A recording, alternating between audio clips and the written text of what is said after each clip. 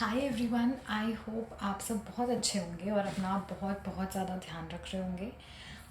In this video I will be telling you certain good and bad news. So let's see आप कौन सी category में fall करते हो. So like you all know, on July 23 Canada ने express entry एक और draw निकाला था and the points for 445, but that was for Canadian experience class. यानी जैसे एक्सपेक्ट किया गया था कि जुलाई 8 में जो ऑल प्रोग्राम ड्रॉ आया था, शायद सब एक्सपेक्ट कर रहे थे कि फिर से एक और ऑल प्रोग्राम ड्रॉ निकलेगा जिसमें सभी लोगों को इनविटेशन भेजा जाएगा. बट अनफॉर्चुनेटली ऐसा कुछ भी नहीं हुआ. ये ड्रॉ सिर्फ और सिर्फ कैनेडियन एक्सपीरियंस क्लास के लिए निकला and that to this draw was 14 points higher than the previous draw.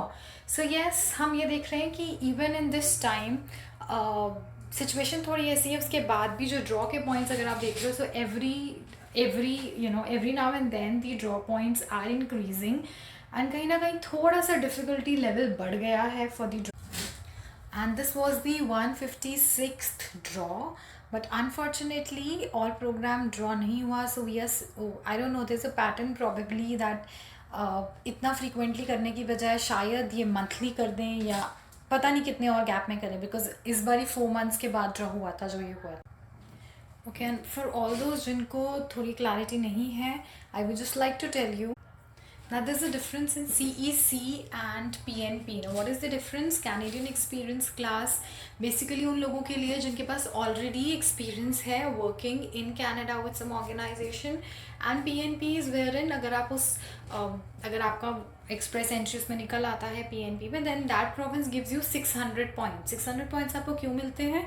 आपकी जॉब के बेसिस पे कि what ever your NOC was, and अगर उस पर्टिकुलर प्रोविंस में उसके लिए वैकेंसी है and if you have an option and you are selected and then you get 600 points, those 600 points are added to your original score and your file goes your file goes back to express entry and then अब normal process आपका start हो जाता है. So basically आपको 600 point मिलते हैं, लेकिन 600 point बनने के बाद आपका जो भी स्कोर होता है आपकी फाइल सिर्फ उसी प्रोविंस में लगेगी जिसने आपको वो 600 पॉइंट्स दिए हैं.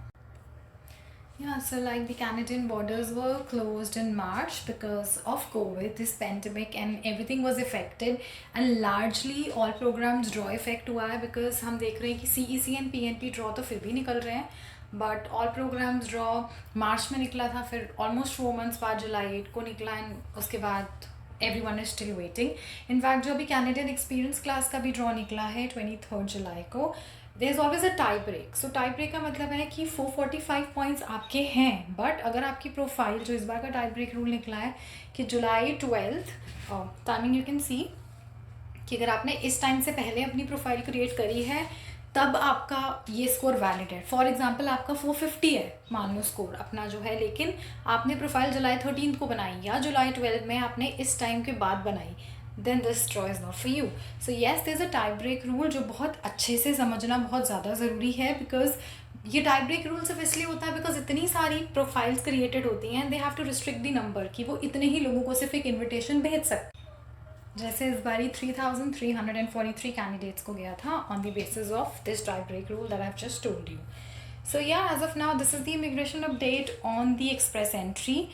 I'll keep on reading and collecting information and I'll share the same with you guys. Thank you so much. Take care. Bye-bye.